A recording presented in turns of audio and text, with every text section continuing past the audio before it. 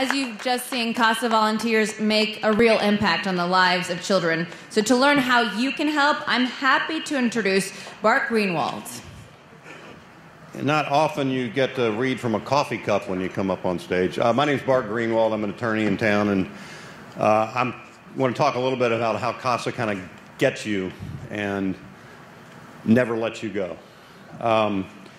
My coffee cup this morning says, "The meaning of human life lies not in what one individual or generation can achieve, but in the fact that human beings are constantly envisioning and reaching towards something better." I think that's what CASA is about. These kids want something better. The people in this room want something better. And as I look out over this room and I look on this program, I recall, 25 years ago next month, I met my first CASA kid. And then I got on the board, and I was president of the board.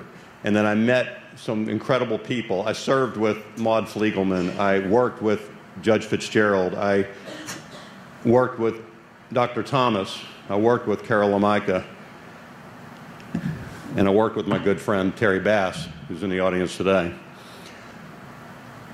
That's how CASA stays in your blood. You start 25 years ago, and it never lets you go. There's another name on this list, Ambrose Abe O'Bryan, who I met about 15 years ago at this breakfast. I think it was one of the first breakfasts that we ever had. And I was in the audience, and Abe got up and told the story about a young man that he knew that was very close to him.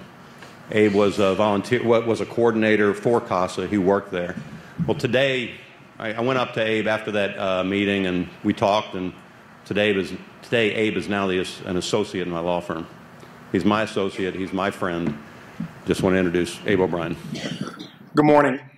I'll say it like Bart said at that breakfast 15 years ago. They always send a warrior to do the dirty work. I am an associate attorney at Duncan, Galloway, Egan, and Greenwald. I am on the board, but that's not what qualifies me to stand here today and tell you about this program. Like Bart said, I worked at CASA when I was an undergraduate at the University of Louisville. I was the director of volunteer recruitment and training, and I was also a volunteer supervisor. I would sit with volunteers in court and hold their hands and tell them it was going to be okay before they stood up in front of the judges and told them what they'd seen, what they knew, and what they thought about the children that they were serving. I would cold call any group that would listen, Rotary clubs, churches, card games, it didn't matter. If they would let me come and stand in front of them and talk to them about CASA and ask them to be volunteers, I would go. As my wife likes to say, he is the most persistent person in the world, followed closely in second, I think now, by my 2-year-old daughter. But, we've talked about a lot of stories this morning, and so I'd like to tell you another one real quick before you all leave, one that is near and dear to my heart. It wasn't a CASA case that was all that dissimilar from those that we see every day at CASA. It wasn't the worst I'd ever seen, and like I said, pretty typical for most. It was a single mom. She had 4 kids. She'd met a guy when she was 16 years old, gotten pregnant at 17, married the guy, and stayed with him for 10 years. Had 2 little girls along the way, and at some point, she decided she needed to leave that life. She needed to get away from that guy with her kids, and she did. She left him. And about 2 years later, she had met another guy, and she had another little boy. And 2 months after that little boy was born, his father died in a car accident. And about 3 months after that car accident, the father of her other 3 children was killed in a bad drug deal. See, he was a drug trafficker, and that's why she wanted to get away from him. And at the time, she was about 26, 27 years old. She didn't even have a GED. And so she went to work in this sewing factory. And she started doing odd jobs to try and make the ends meet. But no matter how much she tried, she couldn't make them touch. And so she turned to the same things that she'd seen her husband do for all those years. She knew the same people. She'd seen him do it. She'd seen him move drugs and sell it for quick and easy money. Why not? What's the big deal? Well, I'll tell you what the big deal is. The big deal is that lifestyle leads to other things. It leads to things like addiction. And that woman became addicted. She became addicted to cocaine.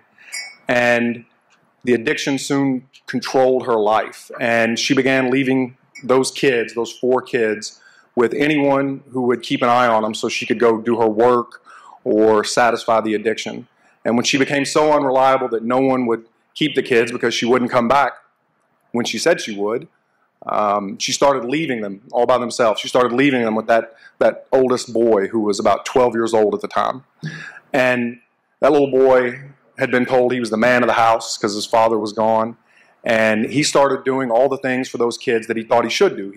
He would get those little girls up in the morning and get them ready for school, brush their hair. He would take his little brother to this old woman at the other end of the trailer park that they lived in and ask her to watch him so he could go to school. I guess the old woman was lonely and she liked being with the baby, but he would do those things. And so it was kind of noble, but it was also doing something else. He was unwittingly helping his mother hide what was going on, because most of these cases come into family court because of truancy, and these kids were going to school. And so no one really noticed. No one really knew what was happening in that house for a long time. It went on a lot longer than it should have. But eventually, the woman's ex-husband's family heard about what was going on, and they started lodging complaints with social services. And the mother ended up in family court. She ended up in front of a judge. She got a lawyer, and she ended up in front of a family court judge like Judge McDonald.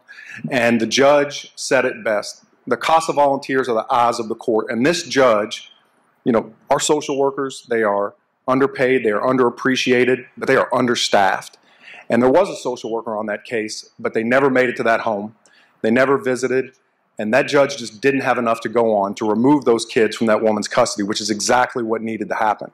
But eventually, after dogged determination, the father, the dead husband's family, was able to get a CASA volunteer appointed to the case. And that CASA volunteer did all of the things that you've heard about this morning. She visited the home, she went and talked to the kids at school, and she stood in front of that judge and told that judge what she had seen and what she thought was in the best interest of those kids.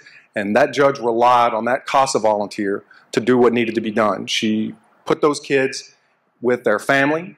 She removed them from the mother's custody. She court-ordered the mother to drug rehabilitation, and she went. And eventually those kids ended up back with their mom. Today, those two little girls, they hold multiple certificates and degrees from technical college, and they work in the medical field. They're wonderful mothers in their own right.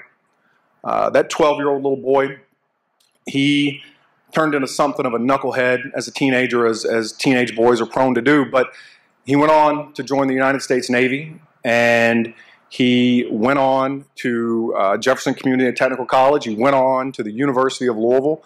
He went on to the Brandeis School of Law, and he went on to the law firm of Duncan, Galloway, Egan, and Greenwald. And that 12-year-old boy is standing in front of you today, and he's telling you,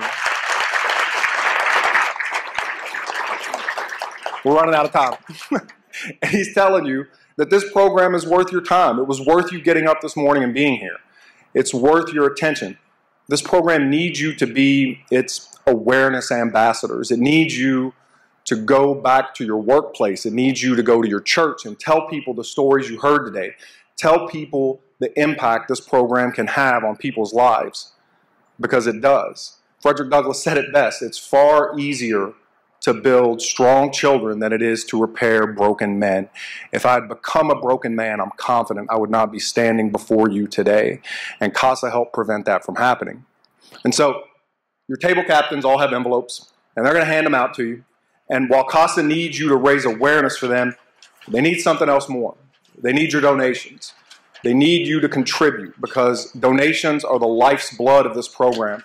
And without donations and without people contributing to this program in that way, it could not place volunteers with children like me, like Ryan, and like all of the other children that we see every day and that Judge McDonald sees every day in family court. It's so vitally important. And so please, we ask you to give, and give till it hurts. So thank you for being here this morning. Thank you for your continued support of CASA. And like Bart Greenwald said, let it get in your blood. And I want to see you all back here next year, and the year after, and the year after. Thank you.